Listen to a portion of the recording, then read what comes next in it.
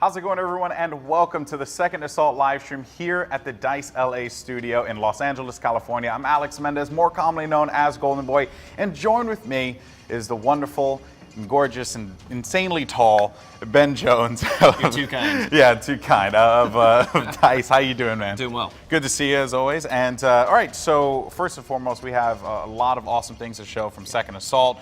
You were the lead designer on Second Assault. So for those who may be tuning in for the first time and not understand, like, what is this crazy thing called Second Assault? What is it? What is Ben Jones' interpretation of Battlefield 4 Second Assault? So Second Assault is primarily 4 maps from Battlefield 3, all fan favorites, redone in Frostbite 3. Absolutely beautiful, bringing over tons of concepts from Battlefield 4, including levolution. You're going to see a ton of those elements spread across all these maps. Yeah. Incredibly polished, great graphics, everything that Xbox One provides you, including 60 frames a second. It's a tremendous experience. Yeah, of course, really awesome stuff. We're going to be checking out a couple of maps here, by the way. First up, we have CTF on Operation Metro. Then later on, we have, I believe it's going to be Rush on Gulf of Oman, and then it's going to be Obliteration on Operation Firestorm. And you also want to stay tuned because at the end of the show, we have an awesome, exclusive, brand new, never been seen before, Battlefield 4 Second Assault trailer for you guys. So let's go ahead and jump into the action. It's time to check out everyone's favorite, Operation Metro, Capture the Flag. Let's get it going. We have a couple of, and I'm going to go ahead and pick up my fancy controller here and see what we're going to check out. So tell me a little bit here about Operation Metro, Ben. What have been some of the changes that you guys have done to this map to just make it a little bit better? Yeah, so the overarching theme here with Metro is, it's post nuke, right, in BF3. So you're seeing all of these elements completely redone. I mean, you see the rubble scattered everywhere, the debris outside, the park on the other side of the map is completely overgrown and deserted, and that carries into the Metro itself. I mean, you're seeing a lot of the devastation that players have wrought on this Metro over the past 2 years, right? So everything is torn apart. One of the great things that we have levolution-wise is all the ceiling collapses that you're going to see spread throughout the center section that can be triggered by everything from gunfire or explosions to people just running up with a knife. Yeah. Big cave-ins coming in, lots of smoke and dust obscuring everything. It's totally chaotic. It's the Metro you love with a lot of great refinements. Yeah, so you mentioned the cave-ins that actually happened, and you can actually see a couple of them scattered along the map.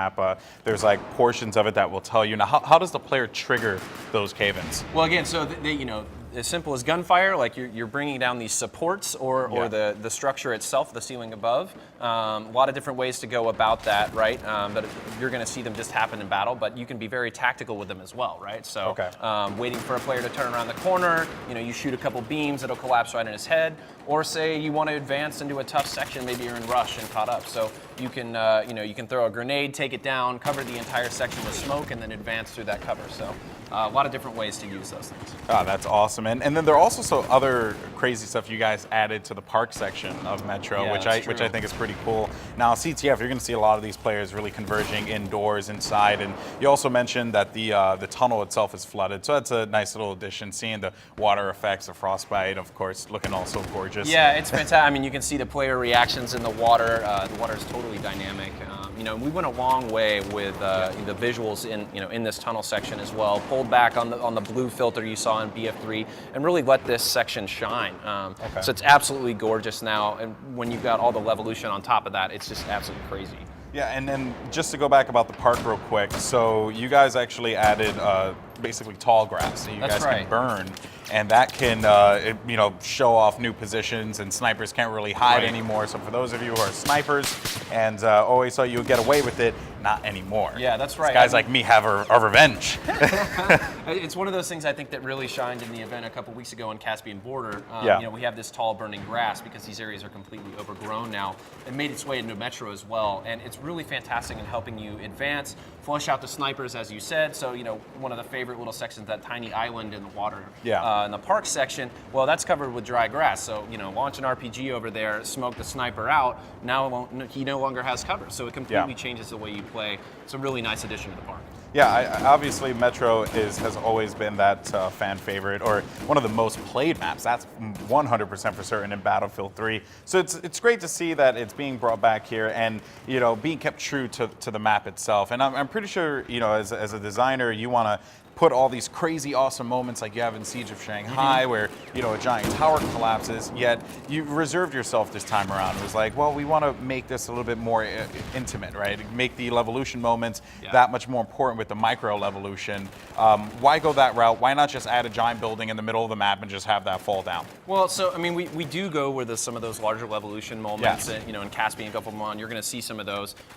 What we have here is more of an infantry-focused map, so we wanted to make sure that we maintain the core that people understand, but also change things up based on learnings and community feedback over the past couple of years, right? So, you know, we've added a couple of new routes to alleviate choke points. We threw in the elevators in that main section, a great flank there, absolutely cool. And, you know, with all the levolution and stuff going on as well, you're going to get a completely different feel in Metro, but it's going to be truly familiar. So players that have been grinding in this map and enjoying it over the years are going to feel right at home, but everything that's new in here is going to make it feel fresh.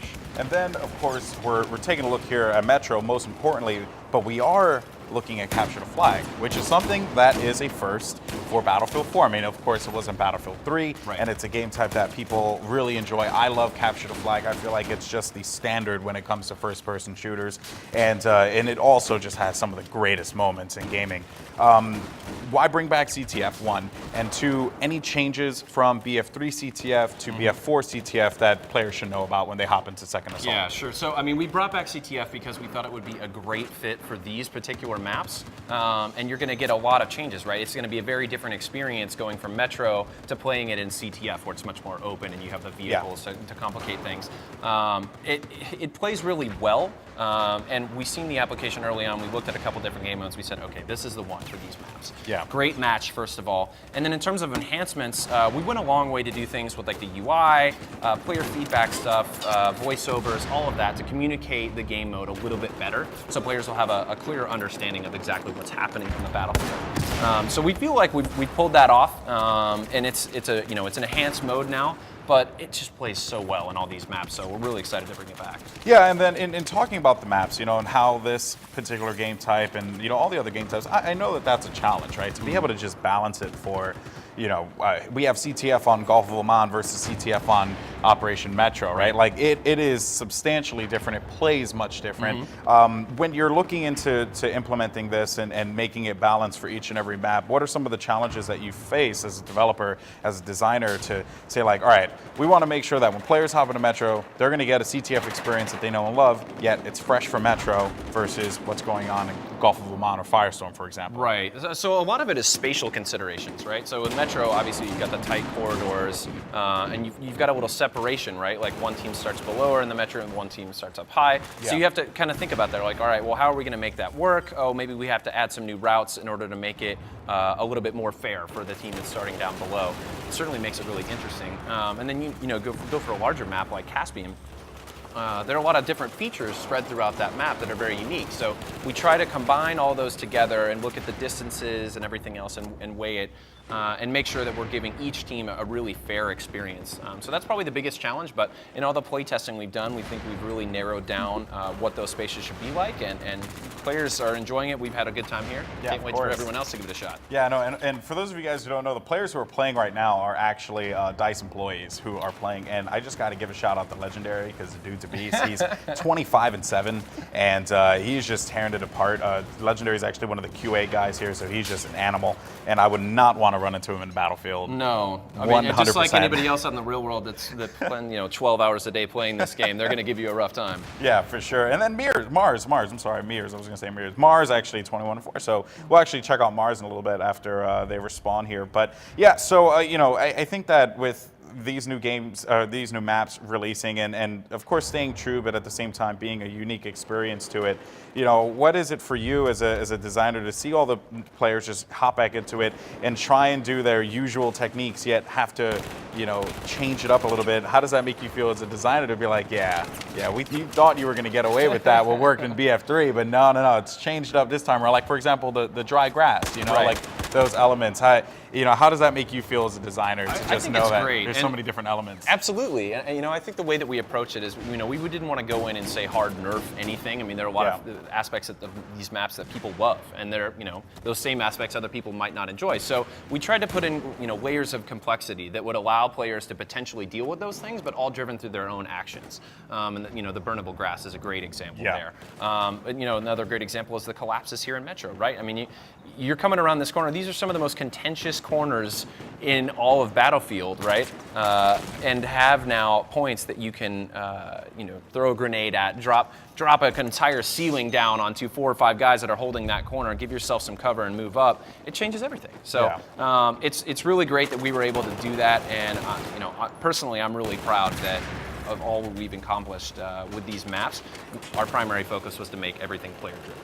Yeah, and then that's always super important, especially when you have things like Levolution, and when players hear about it, they're like, oh, that's something it's a dynamic map or whatever, and they feel like they're not in control of it or it's scripted. Right. But yet this time around, though, it's like, hey, you decide when this happens, and I think that's important, right, to give the player that kind of freedom to be able to make those decisions. So I guess, in your time of play testing the games, I'm sure you've played tested. Anything crazy that you've witnessed, only Battlefield moments that you've witnessed playing Metro again? And being like, man, this map still is fun, even from BF3 to BF4. So many. I think one of my favorites, and we kind of anticipated this when we put it in, but the functional elevators now in this core section, just experiencing it for yourself the first time, going up that elevator, the doors open, you come out, there's 3 or 4 guys hugging the escalator and just absolutely destroying them with a shotgun, bringing down a ceiling on top of guys on your left.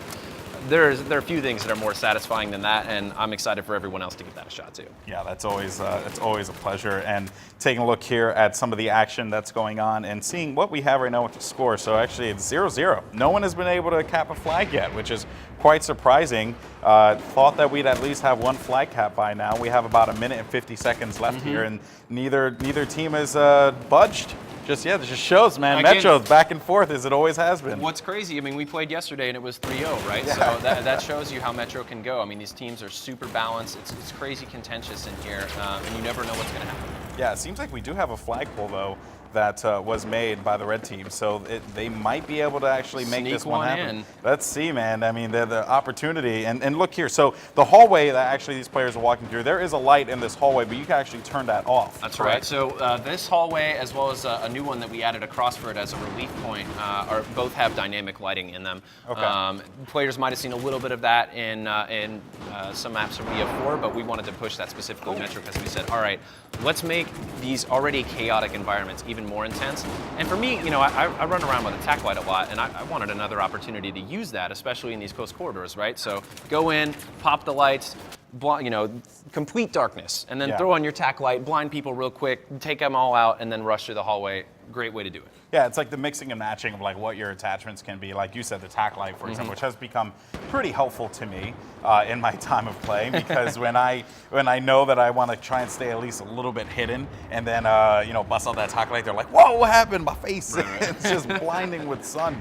So that's obviously an awesome thing that you guys decided to implement into the game. And, I guess, of course, just staying true to what Metro is, a crazy, fast-paced map, yet at the same time, lots of variety to it. And Funk Static here is trying to actually do some damage, able to take out 2 players, banana pancakes, most importantly. I love banana pancakes, just want to emphasize that real quick. But yeah, so it seems like we're about to be closing out this matchup here, but taking a look at the scoreboard, Legendary 44-13. Why is he so good? I truly have no idea. But with that said, 0-0 tie. So it seems like we have a little bit of a challenge going on here at the DICE offices. These guys they're going at it. We still have 2 more, so plenty more opportunities for either one to be able to benefit with a victory. It's going to be good. Somebody will get it. Yeah, and of course, so talking about Second Assault, that is a part of Battlefield 4 Premium, and you actually have some involvement in Premium. Right. I guess, why don't you break down Premium for those who may not know what it is? Well, so Premium is a fantastic service that we started delivering with Battlefield 3, and we're building on even more with Battlefield 4, right? So you're going to get all the expansion packs that are coming out, great new weapons and everything else that comes with that. But on top of that, you're going to get weekly content too, whether that's new camos or maybe a new knife. A lot of different opportunities to keep you engaged, each and every week. So Premium is a fantastic service. If you own Battlefield 4, absolutely recommend picking that up. And I just want a golden knife. Is that a possibility? We'll see what we can do. Okay, I appreciate it. I appreciate it. Well, guys, Battlefield 4 Premium, of course, if you are a premium member, you do get Second Assault 2 weeks early. So it is a pretty awesome perk there, you know, Yep. might want to check that out. So to learn more about Premium, we actually have a little trailer hooked up for you guys. So go ahead and enjoy. Ben, thank you so much for your Great. time as always. Thank you. We have plenty more Second Assault action. We'll see you right after this.